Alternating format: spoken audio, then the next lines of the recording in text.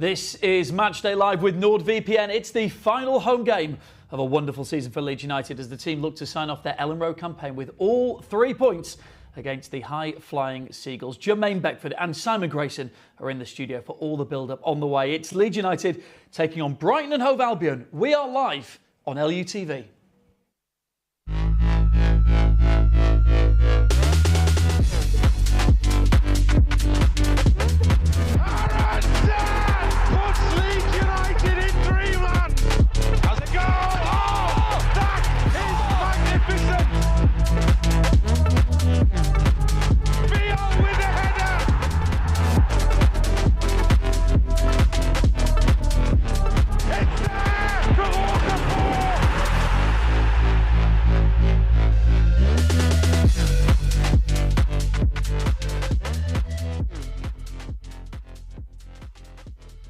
Right then, here we go then for a final time at home this season. Leeds United in action with a 3 o'clock kickoff. We are building up here on Matchday Live alongside Simon Grayson and Jermaine Beckford. Guys, fantastic to have you here in the studio. Bex, straight from you were at Wembley yesterday? I was, the FA Cup final. It would have been better if we were there. I know.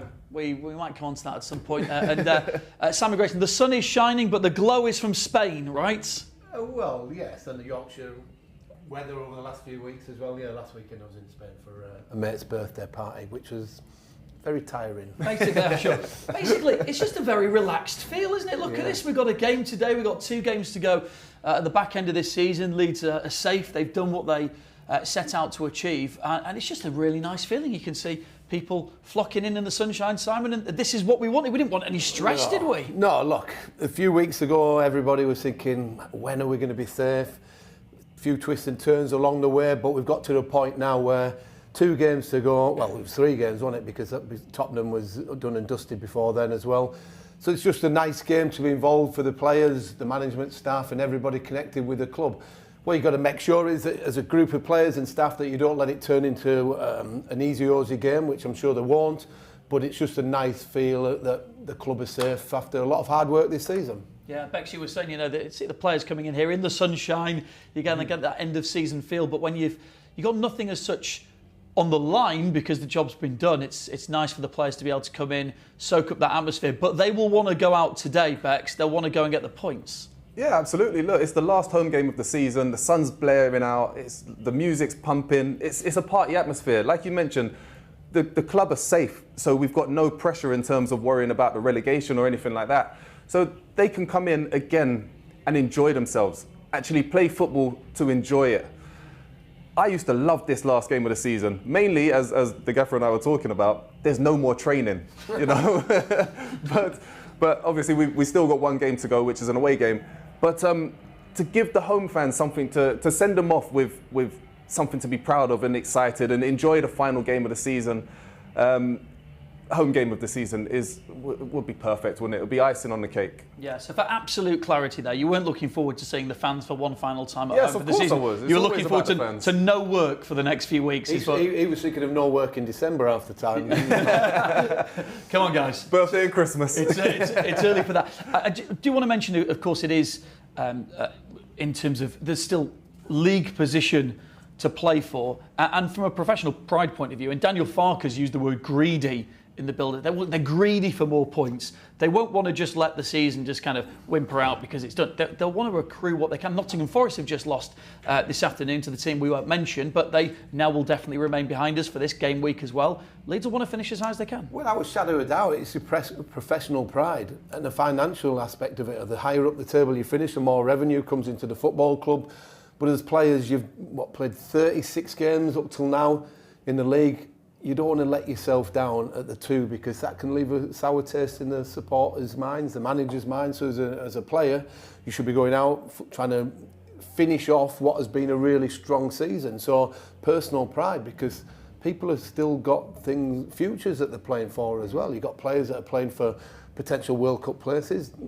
Calvert-Lewin's one of them, and I think Stack maybe with Germany as well. So there's still plenty to play for. And the last thing you need to do, as I said, is leave a bad taste in the mouth to supporters if we got thumped today, which I don't think we will do because Daniel's too professional and the players, I think, are too professional. We'll talk through the team news in just a moment. You can see at the bottom of your screen there the one change there, Sebastian Bornau coming in with Pascal Strike on the ever-growing injury list, it has to be said at the moment. But Bex, I just want to mention, although we're playing for league position, but it's quite interesting, isn't it? You know, we went down to Spurs. We're going to have a say in this back end of the season at both ends of the table because we've got to go to West Ham and Brighton, the opposition, who had a really good season. They are on the cusp potentially, if things go their way. Maybe if Aston Villa win the Europa Cup, they could end up in the Champions League if things go well for them. Yeah, I know. And for a club the size of Brighton, with all due respect, that's an incredible achievement. Absolutely amazing. I think that's why they've signed the manager up for another couple of years, haven't they? And there's lots of little things about Brighton that I really enjoy watching. But at the same time, you've got teams like Bournemouth and Brentford who are also going for a European spot. So, like you mentioned, they've got something to fight for. So they're going to be trying to leave it all out on the field here. The most important thing from a Leeds perspective is that we do, and I know I repeat myself often when I say this, is do the simple things well. Pass the ball, get the ball moving, get it snappy, break the lines, pass in between the midfield and the defence. Get the Brighton defenders facing their own goal. That's where defenders don't want to be. You know, if you're able to do that, get the passing moving, get crosses into Dominic. He's an absolute beast in the air. We know how good he is. We play to his strengths. If we're able to do that against Brighton, you never know, anything could happen. We'll hear from Dan James in just a moment. He retains his place in the starting 11. But Sam, just come to you very quickly on that starting 11. Carl Darlow in goal, back 3 again. Joe Rodon, Jacobiol and Sebastian Bornau comes in. Dan James in that kind of right flank position. James Justin, who's filled in so many times on the left side. Ampadu Stack, Tanaka Aronson, Calvert-Lewin up front. So that's the change. Bornau comes in, it's enforced. We are missing a fair few players here with Goodmanson injured, Gruev's now out for the season. Okafor was on the sideline already. Jaden Bogle is missing this one. But we will hear from Dan James in just a moment. Big role for him today on that right-hand side. Yeah, look, I think same system that Daniel's sort of played over a number of months now, which has proved successful. Dan played there against Tottenham and he didn't find it easy. It's not his most natural position, but look, he'll enjoy being at home, starting a game again because of after a frustrating season with the number of injuries that he's had. So just go out and play. But I think within that group, that system, there's a flexibility in game time that you can go to a back four. Bornau can go to right back, from Justin to left back, and it becomes a back four. So I think that flexibility. But somebody like Dan James probably doesn't want the season to finish because of the number of games that he's missed and the time that he's missed. So a big opportunity for him because Daniel will be looking at him and thinking for next season, if he's going to play 3 at the back, can Dan go and play as one of them wing backs either on the right or the left? OK, well, let's hear from Dan James ahead of this game today. We can't wait. Around 20 minutes to go. Let's get the thoughts of Dan ahead of today's match.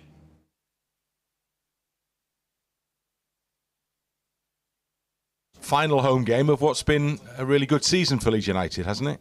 Yeah, it's nice to come into this game, with that pressure off of, I think we've been great this season. I think to the way we've got out of it with 4 or 5 games to go is unbelievable, and we want to put on a show for the fans today. Yeah, it'd be for all good. the support they've given us. So. It would be good to finish with a flourish, wouldn't it? Yeah, definitely. I think the fans have been incredible all season. They stuck with us, and to be able to kind of celebrate 2 weeks ago of staying in the league is obviously brilliant. But the season's not finished yet. There's still 6 points up for grabs, and we want to finish as high as possible. I'm assuming you'll be in your new defensive role again, will you? Yeah. It's I think we've. Since I've come back, we've obviously changed formation. I've got to adapt as best possible. I'm just happy to be out there and playing. So yeah. And at the end of the day, there's quite a bit riding on this game as well, still, isn't there? So although Leeds can relax, Brighton definitely can't. So they'll have a go for it, won't they? Yeah, definitely. I think they've been great this season. They beat us early in the season, which we were a little bit gutted about. We weren't the best on that day, and we kind of want to put that right today. They're obviously trying to qualify for Europe, Champions League, Europa League. And they want to finish high as possible, but so do we. There's 6 points up for grabs. Anything can happen. We can. I think it would top it off by getting 6 points in the season and finishing high as possible.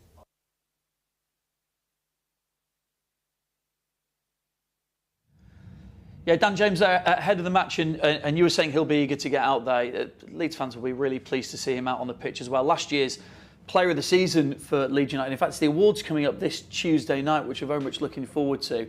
So on that note, as we see the players coming out in the sunshine to get themselves ready, I thought it might be kind of worth reflecting on a few moments of the season. I might come to you for a Player of the Season and a goal of the season in just a moment. But Bex, first, when you look back on this campaign, what are going to be the moments that stick out for you that you think, those kind of defined January 4th.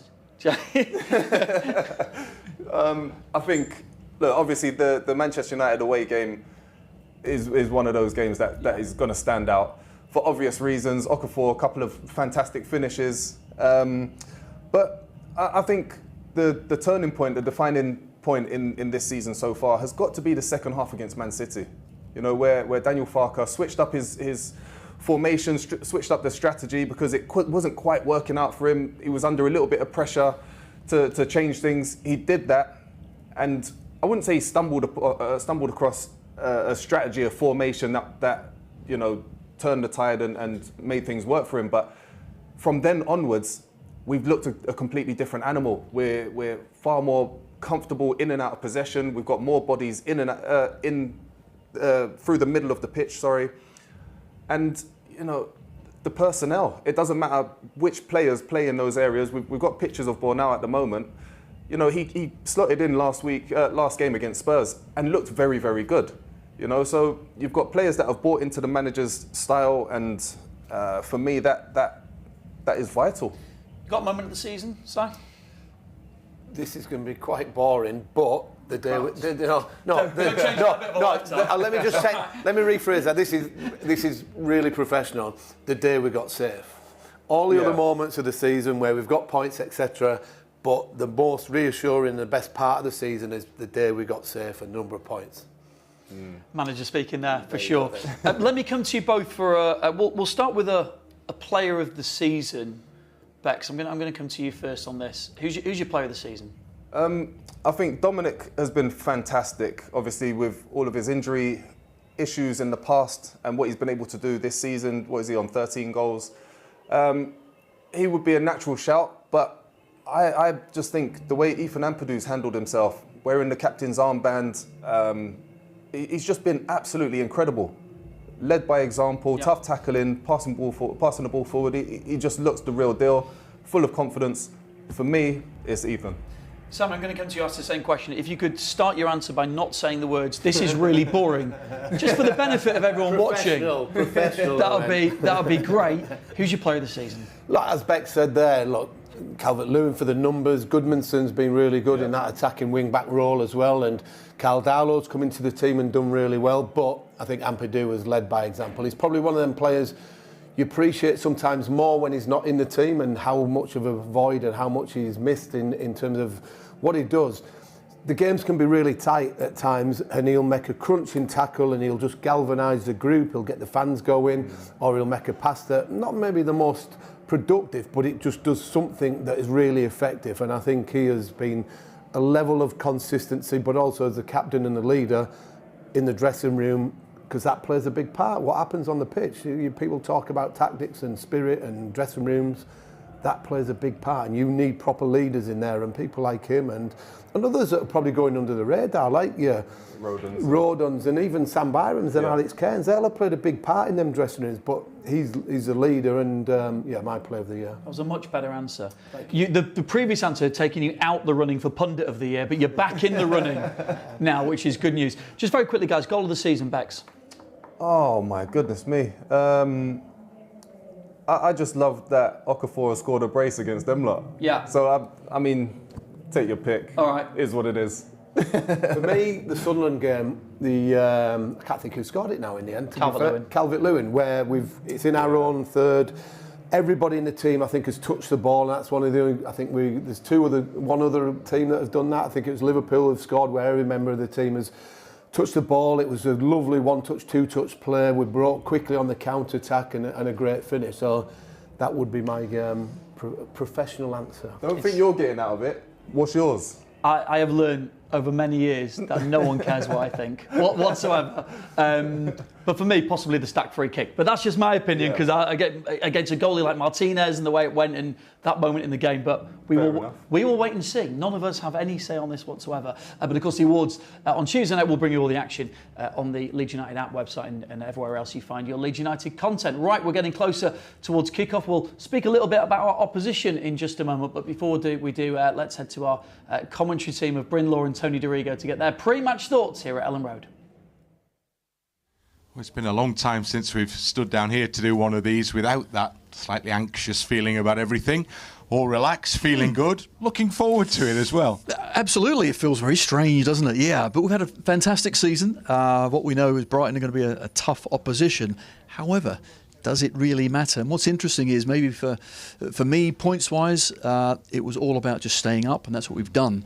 But I think for the boys and the manager, you can clearly see that they want to keep going. There's still 6 points left. They want to play well and grab those points, as many as they can. In terms of the starting 11, it's pretty much who's available now, isn't it? All of a sudden. Yeah, unfortunately, yes. Injuries have taken their toll. Seb Bornau, he's coming in for Pascal Strout today. Apart from that, the starting 11 at Tottenham is the same.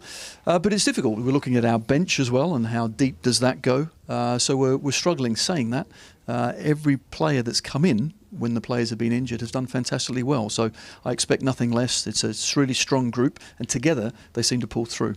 In the midst of what's been a really enjoyable for me season, for sure, more perhaps than I anticipated it was going to be, Brighton away still sits in the memory as one of the not good days. You're absolutely right, and obviously we talk about the two Arsenal games all the time, but they were a class above. I think that's a given. However, Brighton, we should have given them a better game, and certainly Brighton played really well that day. Really struggled, never got going. So hopefully the boys remember that one, and we see what we can do today. But they have a lot to play for, and so the pressure is certainly on them to come here and get a result. But at the same time, we need to give them a good match. It would be great to finish the season here well, wouldn't it? It would. It's been really important that we have had a strong home form. We've had great support from our fans. It needed everyone involved to get behind the team, to get us over the line. And playing here at Elland Road has been wonderful. Some incredible occasions, some great goals. Once or twice we let some leads slip away as well. And hopefully, yeah, you're right, we can finish off strong. One more to go, and genuinely looking forward to it.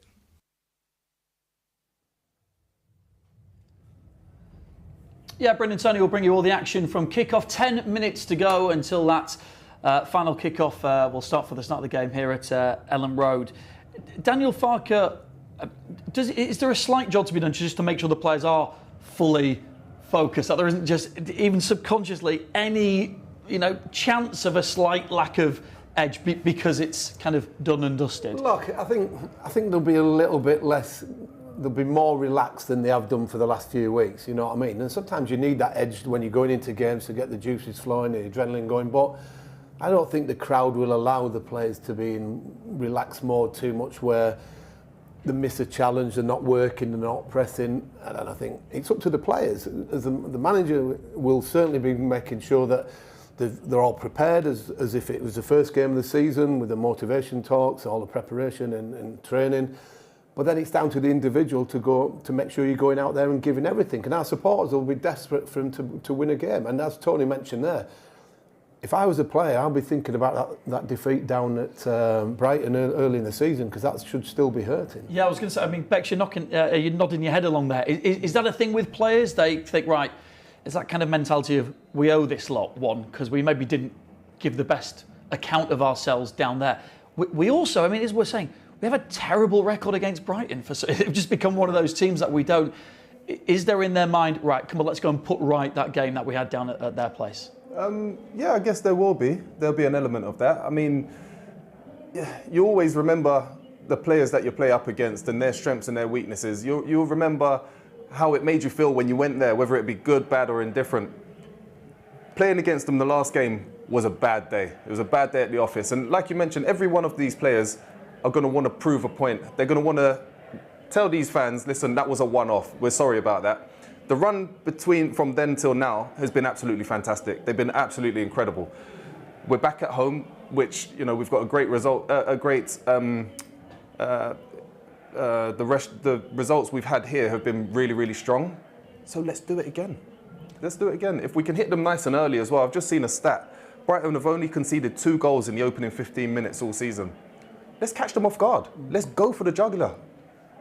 Who knows? We could end up turning them over 3-0.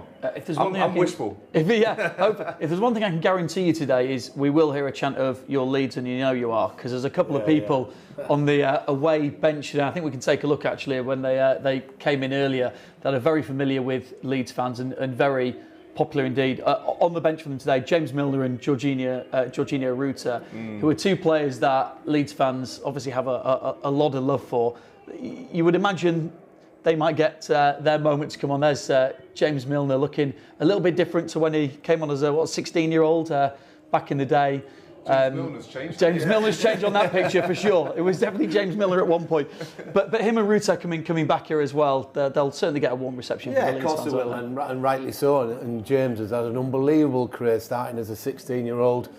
What Leeds United would love to have him back for the last 5-10 years. Ruta got sold obviously to get some money into the football club, but he's obviously been held in high regard and still has a big connection. So it's lovely to come back. Look, he's done it before, I've done it before when we come back here and you get that reception. And I once told him to go and affect the game against Leeds once, and he did. 10 minutes later, he sat next to me because he'd just been sent off. So I'm you sure didn't that specify how.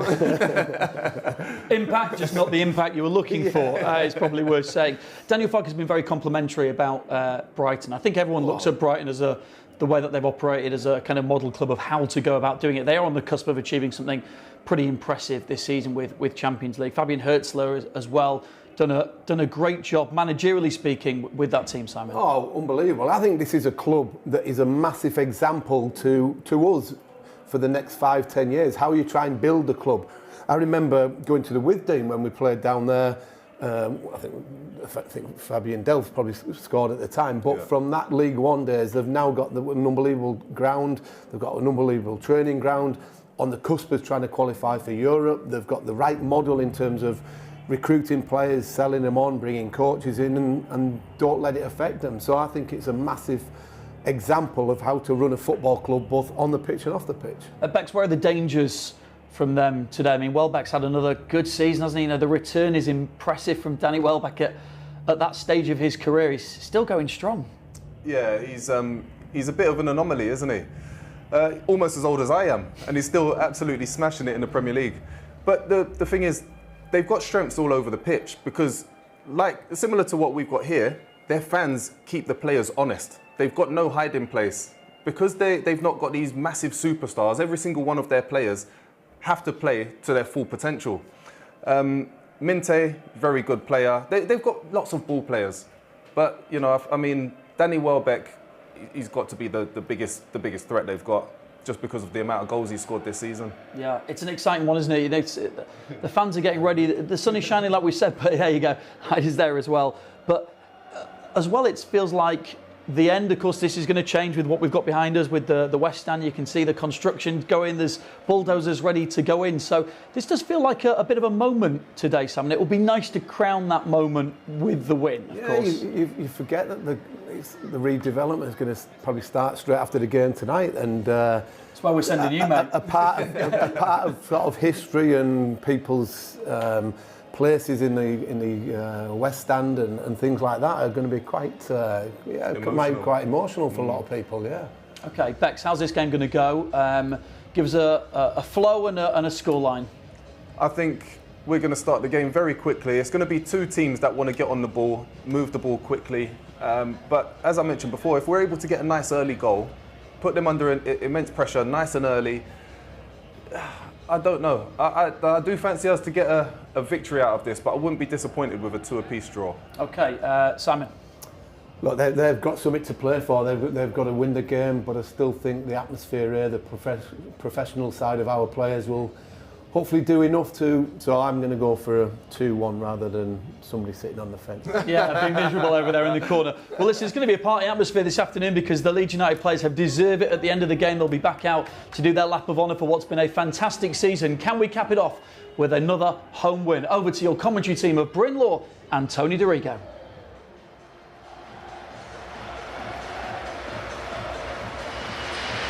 Leeds United emerge from the tunnel at Elland Road for the final time this season. Game 19 of the home programme. And in the previous 18, Leeds have contributed enough to ensure that comfortably this team will be playing Premier League football again next season. So this fixture will be replicated. That was always the aim at the beginning. And from day one, Everton, and a late controversial penalty, they got the first